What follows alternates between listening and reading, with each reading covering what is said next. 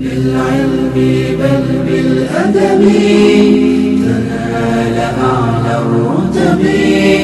فعش حياة العلماء وقرأ صنوف الكتب ودم على تواضع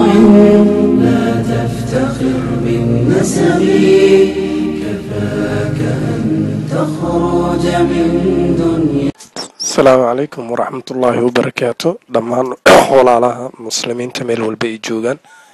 sida aad arkaysiin waxaan maanta halkan aan soo booqanay tuulooyinkan jiinka hoos yimaado gobolka Shabeellaha Dhexe. tuulooyinkan waxay hoos yimaadaan degmada Jowhar waxayna ka kooban yihiin ilaa iyo 22 tuulo. hadda booqashadeena waad u jeediin waa tuuladii 18aad oo haatan aan ku joogno. tuuladan waxaa la yiraahdaa Boodale. sida aad arkaysiin horeyna waad soo aragteen kuwa oo dhibaataysan iyo sidoo kaleete kuwa aad arkaysiin gudadada ay ka faaganayaan waa biyahaas ayaa noloshoodii dhan ay ka raadiyaan. maanta markay u kurgashay hay'adda Mama Caasha Foundation sida aad arkaysiin baahida meesha ka jirto waa sidan kullati insha Allah booqashadii ayaan ku guda jirnaa waana arki doontiin. Assalaamu calaykum waraxmatullaahi wabarakaatuh. wallaahi billaahi reer Mama Caasha waa u jeedin dhibaatadana hayso unuka meeshaan dhibaataan nagu hayso biyo la'aan waa noo dheer tahay hunguri xumo hunguri ma haysani meeshaan shubanaa ka dilaacay duuduubo waqtiga ilmihii waa kan biyo la'aan hayso unukii waa dandaraysannahay webigaanaan biyahaan u jeediin oo qodqodkan waa kan kuwaasaan unukaan maanta adduunyo kuwaanaan ilaahay nagu soo reebay alxamdulilah rabbil caalamiin shukru waa u jeediin waxaan caboohayn cuduraa noo dheer baahiyaa noo dheer shuban biyahaan shubanaan kaqa u jeediin waa u jeediin naf ma hayno unuka maanta maalintii kaamirada leenaa laga fiirinaay ma unuka wax qabada u baahannahay ummadda nabi maxamedaan wax ka rabnaay oo na fiiriyo hayso dhibaatada waa u jeediin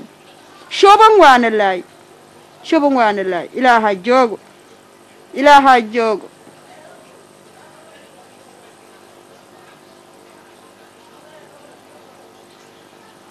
meeshaan reer Mama Caasha waa u jeediin biyahan waa u jeediin dhibaatadan waa u jeediin ummadda nabi maxamedaan wax ka sugaynay inta islaam oo na fiirsanaysan wax ka sugaynay wax ma hayno gacantaani wax ma ku jirto webigaanaan ku noolnahay dhulkaanaan ku noolnahay alxamdulilah ilaaha wax og webi dhaxdiisaan ku jirnay webiga waay waxaan hadda aan dhex fadhino webiga waa qodqod aa la yidhaha qodqodkaasaan biyo ka dhaansanoo hayna waa u jeediin waa kana shuban waa noo dheeryahay jeermiska waa ku jiraa nafaan ka raadiyoynaa biyo la'aan nolosha dhan biyo waa aa u jeediin noloshayna biyay ku xiran tahay ilmihii waa u jeediin waa rafaadsan yihiin webiga waa kan xaalkiisa saan waay ilaaha joogo wax walbaba alxamdulilah rabbil caalamiin shukru. maama hadda biyahan idinka kan ma cabaysiin hadda oo meesha hadda arkoona maxaan kaloon haynay baabay alxamdulilah intaanaan ba alxamdulilah dhahoynay naftaan ku qaysanaynay badar ma haysano ma laga yaabaa biyaha naftigiisa inaa waaysiin alxamdulilah ilaahay horta intaan ilaahayba nimcadiisa waa ilaahay qodqodka ilaahaba mahadiisa waa din ceel haysan ceelna noola qado hay hadda meesha ku dhex jirno wabigii waa Mama Caasha Foundation waxay kugu soo booqatay ilaa ay hadda dhowr tuulooyin 18 tuulo aan soo marnay ma fahamtay idinka 18 tuulo ku marka baahidana waa wada qabtiin maxaa hadda ummadda islaamka ka codsanaysiin ummadda islaamka waxaan ku codsanaynaa intii noo jeedo waa noo jeeday inta muuqayni maqalkayna maqlooyso unuka reer Boodaalana la yiraa jiinka wabigiisaan degan lahay badar ma haysani biyo ma haysani alxamdulilah ilaaha ma hadda iskale inaan nala soo dayo daawaan u baahannahay hurguriyaan u baahannahay biyaan u baahannahay ceel ha noola qodo reer Mama Caasha ceel ha noola qodo ummadda muslimiinta ceel ha noo qodaano. maama aad u maasan tahay sida aad arkaysiin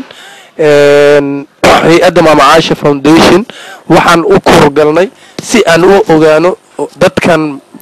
baahida haysato waad dareemi kartiin qofka bini'aadanka wuxuu uu noloshiisa ku dhisan yahay waa biyo maanta waxaa laga yaabaa in talaajadaada ay ku jirto biyo dhowr nooca oo caafi hadday ahaan lahaayeen sharaab kaleeto hadday ahaan lahaayeen biyo dhowr nooc inuu ku jiro talaajadaada laakiin waa dareemi kartaa dadkii noloshooda ay ku soo aruurtay in ay biyahan ay ka dhigtaan biyo ay cabaan noloshooda ay ku maareeyaan raashinkooda ay ku karsadaan waad arkaysiin guryahoodii raashinkay ku karsadaan waa arkaysaa sidoo kaleete mar alaala markaa aad tagtid meel alaala meeshii ka mid ah tuulooyinkan hadda aan soo marnay runtii aad ayay u dhibaataysan yihiin nyaxaasiyadii webigii ku jiray webigii ku guray meesha hadda aan taaganna oo aan ku dhex soconana waa webigii dhexdiisii sanadkan sidaanay noqotay weligeedna lama arkin sidaanoo kaleete sida ay noo sheegeen marka walaalaha muslimiinta hay-adda Maama Caasha Foundation sidoo kaleete telefishinka caalamiga Universal TV dhammaan waxaan leeyahay waad mahadsantihiin ummadda Soomaaliyeed oo qeyrka jecelna mar walba waxaan leeyahay waad u jeediin maamadan hadda waa maamo 80 jir ah haddana aan haysanin biyo la'aan ka cawanayso dhulkaas xitaa qof walba meesha oo qoto uu asiga leeyahay ma ahan xataa biyahan aniga qotay meesha anaa biyaheeda kala baxaayo qofkii oo xoog leh inuu asiga meel qoto marka insha Allah waxaan rajaynayaa in aad baahidan aad kaga soo jawaabi doontiin hay-adda Maama Caasha Foundation insha Allah garabkeeda inaad soo istaagtiin si ay ummadaasi ummadaha kale to la midka ah ay u baahi tirto si ay biyo u siiso kii ceel siin karo oo u qodi karo kii booyad u gadi karo insha Allah waxaan rajaynaynaa in aad baahidaas aad ka soo jawaabi doontiin wabillahi tawfiiq assalaamu calaykum waraxmatullaahi wabarakaatuh bismillah weli waxaan ku sii jirnaa booqashadii sida aad arkaysiin gabadhan waa gabdhaha iyaga markaas aan kula kulannay webiga dhexdiisa iyadoo weliba biyo meesha ka suuranayso hay walaashay meesha maxaa ka samaynaysaa maxaa biyo inaan suurtooda ujeedaa hay biyaha inta ka suuranaysid maxaa ku samaynaysaa marka waa cabaynay waana cabaynay waana ku dhaqmaynay hay magaciis biyaha naani yaa la yidhaa naani